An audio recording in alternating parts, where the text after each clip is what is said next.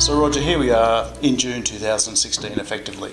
Every year we talk about this as being roughly the change point where we get a sense of El Nino, La Nina, what's going on. True. So can I just ask you, have you got a sense of where we are at this tipping point? Well, I think we are tipping. So we're right at a critical stage, as you rightly pointed out. We're at a critical time of the year where we can swing out of the El Nino pattern that we've had more or less the last year, maybe more. It can either go back again for another El Nino, or it can kick right out. And at this stage, it looks like we're primed to kick out. And the information we just received today is looking reasonably promising, as long as everything stays in place for the next 3 or 4 weeks. We look like at least we're coming out of the El Nino pattern, and we'll have that signed and sealed probably by about mid-June. And on top of that, because we know the patterns that form by about end of May or end of June tend to phase lock, that means that if we're out of the El Nino pattern, then for a lot of Australia, especially Eastern Australia and parts of South Australia, that would be a good sign for the next 12 months, for the next year. So we can start looking forward to a better summer season for our grazing friends, certainly in Central Queensland and places like that. And what would you think for cropping people, horticultural people and so on? Well, historically, again, come and visit us in another 2 or 3 weeks, but this type of year tends to be the best type of year for Australian wheat crops. We tend to get the right rain at the right time, and then it can dry off by about November, which helps the harvest.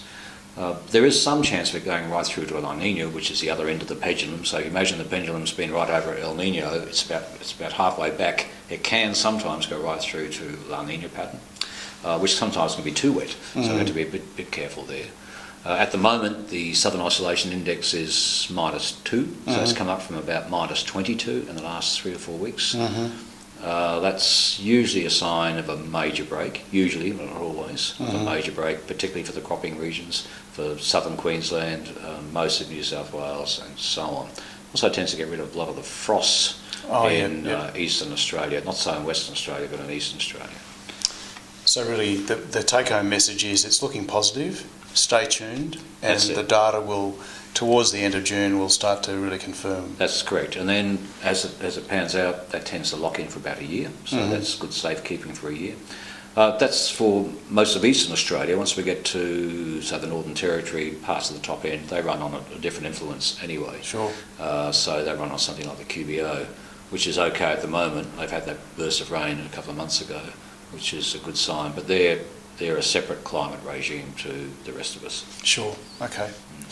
So I guess if we were to ask the question, when will we get a sense about, so we've talked about the end of June, we'll have a sense about the next year. Then you made that observation about that longer term probability. When would we know about, say, year or 2 years? For the next year, that's around about the end of June, because it locks in. It's a remarkable feature. It locks roughly from June to May to April, something like that. And that's the whole world's climate changes over. The whole world's climate shifts around that time. So we'll have an idea for a year. But unfortunately, we have to, again, at exactly this time next year, go through the same check to see which way it's balancing one way or another. Is it swinging back to something we don't want, or are we going to have another more favourable year? Mind you, it's more favourable for the cereal crops and so on, but we don't want a big La Nina, for example. For the sugar industries, certainly in the wet tropics, they're not keen on that at all. It's too cloudy, too wet, and that produces poor sugar content. So it depends where you are in the industry you're in. Sure. Okay. Okay. At least for irrigators and so on, this tends to be a better year. But we're sitting here waiting. It's not raining much yet. So I don't know when you go to air, but we'd hope we'd see something maybe towards the end of May, early June. Sure. Okay. Good. Well, that's probably about all we can talk about right now, Roger. Very good, yeah. Okay. Well, thanks very much for your time again. Yeah, pleasure. Yeah.